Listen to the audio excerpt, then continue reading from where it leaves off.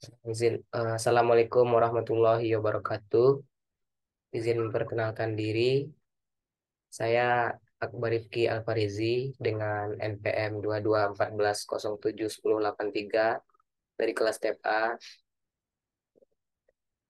Baiklah, pada video ini saya akan menjelaskan tentang sistem kelistrikan pada sepeda motor dan mobil. Sebelumnya, saya mengucapkan terima kasih kepada Bapak Dr. Insinyur Mareli Telau Banua STP MSc selaku eh, dosen pengampu mata kuliah motor bakar dan traktor pertanian. Baiklah, pada yang pertama ini saya akan menjelaskan terlebih dahulu tentang sistem kelistrikan pada motor. Prinsip dasar kelistrikan pada motor. Sistem kelistrikan pada motor bekerja dengan mengubah energi listrik menjadi energi mekanik. Itu energi listriknya ini bisa berasal dari aki atau spool. Otot bensin menjadi sumber daya utama, namun sistem kelistrikan memainkan peran yang penting dalam mengoperasikan motor yang modern. Itu artinya motor ini eh, bukan hanya bensin yang menjadi sumber daya utama, namun pada zaman kekinian, pada zaman saat ini, komponen listrik juga merupakan eh, komponen yang memiliki peran yang sangat penting dalam kendaraan bermotor. Komponen kelistrikan pada motor. Yang pertama itu ada baterai. Baterai ini adalah komponen yang menghasilkan arus listrik, di mana selain baterai ini juga bisa pulsar. Pulsar ini juga fungsinya sama seperti baterai yang menghasilkan arus listrik, tapi pulsar ini tidak menyimpan. Selanjutnya ada dinamo starter, yaitu penggerak suku cadang mesin seperti penerangan atau pengisian. Kemudian ada koil pengapian. Koil pengapian ini mengubah tegangan baterai menjadi tegangan yang sangat sangat tinggi untuk membakar campuran udara dan bahan bakar di mesin. Kemudian ada saklar. Nah, saklar ini mengontrol aliran listrik dalam sistem kelistrikan. Nah, tambahannya di sini sebelumnya juga ada eh, apa namanya? eh, ada CD pusher.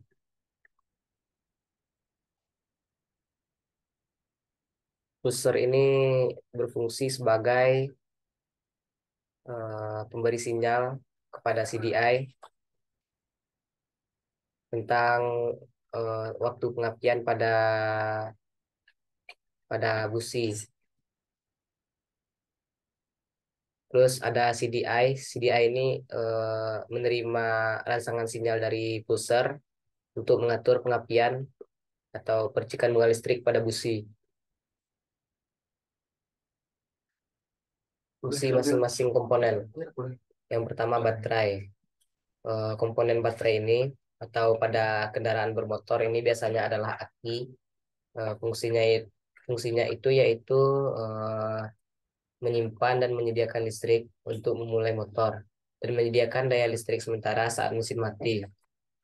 Ya, seperti yang tertera di sini, tentunya jelas ya bahwa baterai ini merupakan komponen utama pada sistem kelistrikan, yang dimana baterai ini menyimpan dan menyediakan listrik.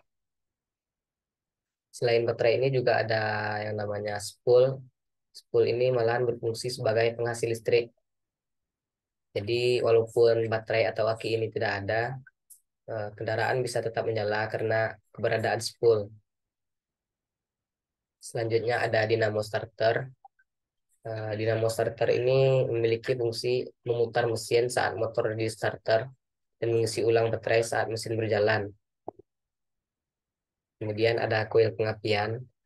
Koil pengapian ini menghasilkan loncatan percikan listrik di busi untuk membakar campuran udara bahan bakar di mesin. Ya, maksudnya itu adalah koil ini berfungsi meningkatkan tegangan atau menaikkan tegangan yang berasal dari aki menjadi berpuluh-puluh ribu kali lipat agar terciptanya nanti percikan api pada busi. Kemudian ada saklar. Saklar ini berfungsi menghubungkan atau memutus aliran listrik antara komponen komponen kelistrikan. Tadi sebelumnya juga ada pulser. Pulser ini berfungsi menyampaikan sinyal kepada CDI. Nah, CDI ini yang ketika telah menerima sinyal akan mengatur pengapian pada ujung busi.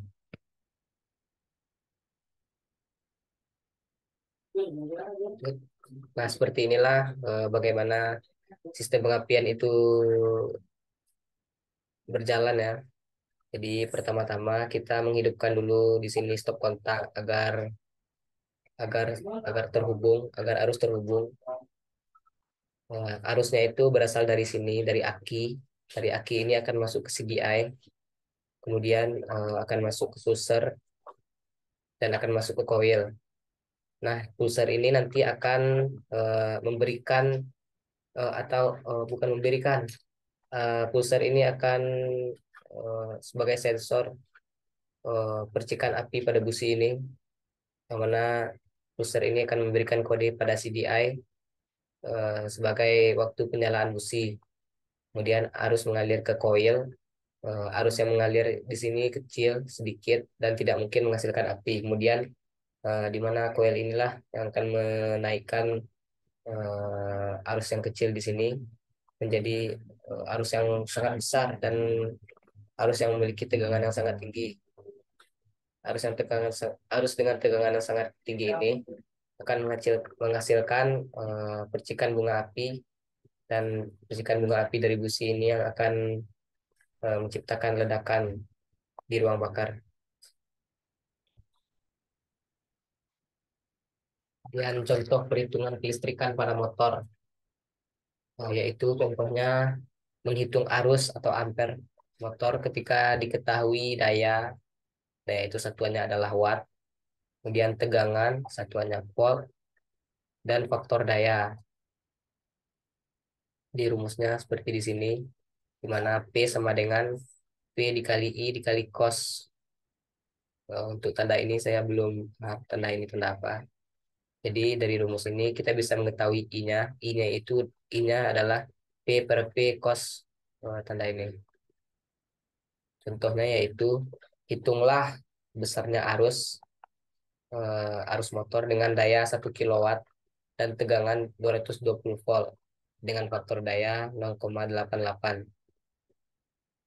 Pada soal ini dapat kita ketahui bahwa eh, daya atau P-nya itu bernilai 1 kW, di mana 1 kW ini akan sama dengan 1000 watt, dan eh, tegangan atau P, P-nya yaitu 220 volt dan dengan faktor daya 0,88.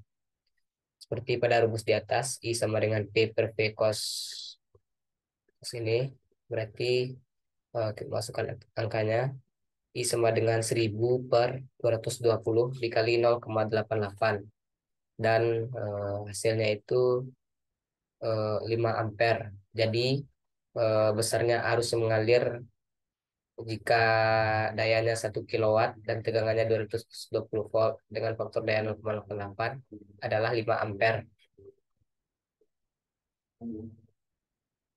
Tips perawatan kelistrikan motor. Yang pertama, eh, periksa kabel kelistrikan untuk memastikan tidak ada kawat yang terjepit atau kendor. Karena kabel yang kendor ini akan menghasilkan masalah yang cukup besar nantinya. Yang kedua, pembersihan reguler.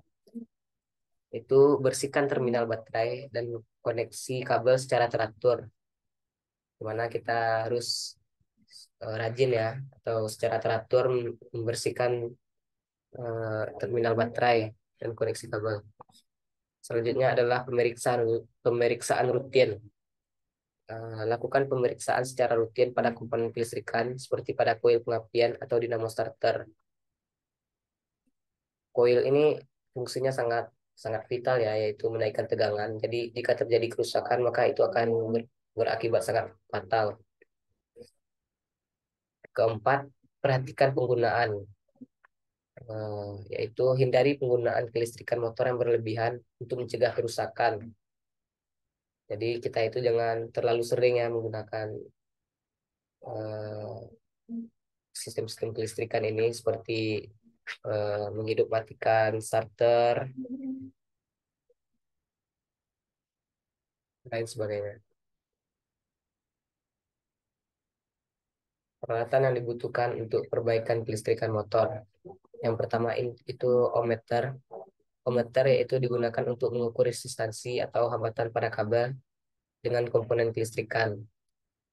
Kemudian ada soldering iron, yaitu alat yang digunakan untuk menyambungkan kabel yang putus dengan melelehkan timah. Yaitu soldering iron ini fungsinya saat bila terjadi ada kabel yang putus, maka kita melelehkan timah untuk menyambungkannya. Kemudian ada tang.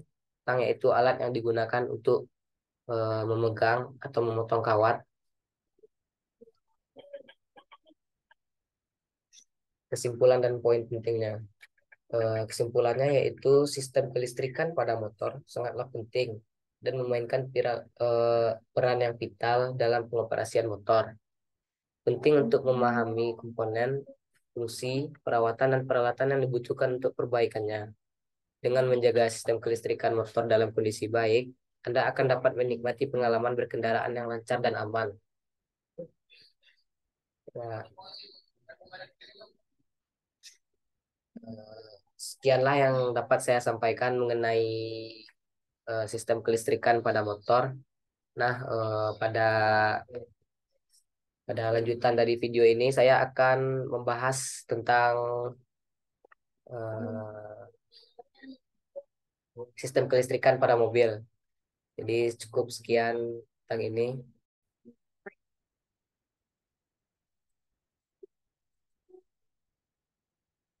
Baiklah, eh, saya izin melanjutkan dari pada game sebelumnya.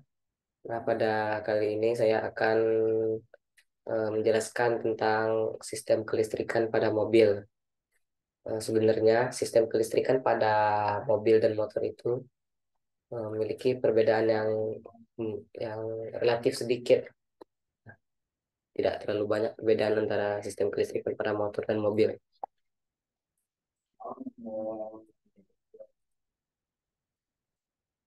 Fungsi sistem kelistrikan pada mobil itu ada menyediakan daya untuk memulai mesin, menghidupkan sistem lampu dan perangkat elektronik lainnya yang terdapat di dalam mobil atau yang terdapat pada mobil. Kemudian fungsi yang kedua yaitu mengatur dan mendistribusikan arus listrik ke seluruh komponen elektrikal di mobil. Yang ketiga, melakukan pengisian ulang baterai saat mobil dalam kondisi menyala. Nah, jadi saat mobil menyala aki juga akan terus diisi ulang.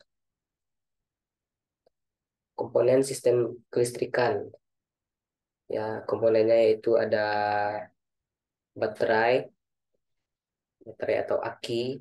Aki ini berfungsi eh, menyimpan energi listrik untuk masuk ke seluruh sistem kelistrikan mobil. Ada alternator, yaitu menghasilkan listrik saat mesin berjalan untuk mengisi daya baterai atau aki dan menyediakan daya kepada komponen elektrikal lainnya. Kemudian ada starter, yaitu untuk menghidupkan mesin dengan menggerakkan flywheel. Dan yang terakhir ada kabel dan koneksi, yaitu fungsinya menghubungkan semua komponen kelistrikan dalam mobil dan memastikan arus listrik mengalir dengan baik. Untuk komponen sistem pengapiannya ada tiga yang utamanya.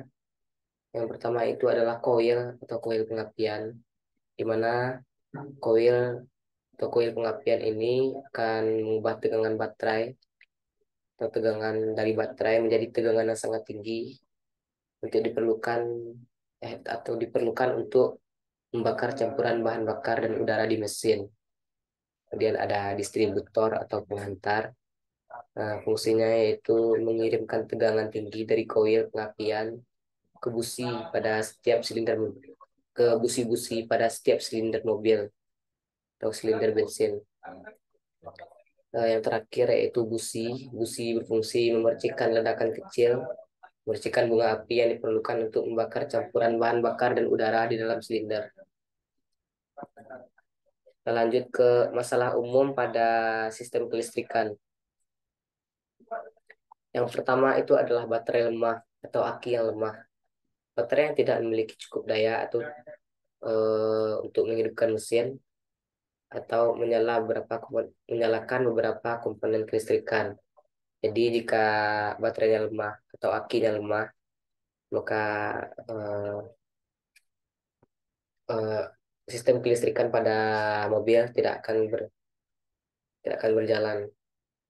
Kedua, lampu mati, yaitu lampu yang tidak berfungsi karena gangguan pada sistem kelistrikan. Nah, jadi jika terdapat kerusakan pada sistem kelistrikan, maka indikator lampu akan mati. Ketiga, mesin tidak mau menyala. Mesin tidak dapat dihidupkan karena masalah pada sistem pengapian atau komponen lainnya. Nah, jadi ketika terjadi miss atau kerusakan pada salah satu komponen, biasanya mesin itu tidak akan mau menyala. Nah, kalau kita tidak mengetahui tentang bagaimana perbaikannya, sebaiknya kita jangan mencoba-coba dan sebaiknya kita bawa ke bengkel. Cara mengecek dan merawat sistem kelistrikan mobil. Yang pertama itu kita melakukan pemeriksaan baterai. Kita mengecek tegangan baterai dan membersihkan katup untuk menjaga performa yang optimal. Itu kita mengetes dulu apakah baterainya atau akinya sudah benar atau dapat berfungsi dengan baik, dan kita eh, senantiasa harus membersihkan kutub untuk menjaga performa yang lebih bagus lagi. Yang kedua, pemeriksaan kabel. Kita juga perlu harus memeriksa kabel dan koneksi untuk memastikan tidak ada kabel yang koyak atau putus. Kabel yang koyak ini memiliki potensi yang sangat bahaya yang akan menyebabkan korsleting pada sistem kelistrikan pada mobil. Yang ketiga itu kita membersihkan sistem pengapian. Kita, caranya dapat dengan membersihkan koil pengapian dan distributor untuk mencegah kegagalan pengapian. Dan yang terakhir tentu saja perawatan yang rutin. Nah, itu kita melakukan perawatan rutin sesuai panduan dari produsen untuk menjaga agar sistem kelistrikan tetap berfungsi dengan baik.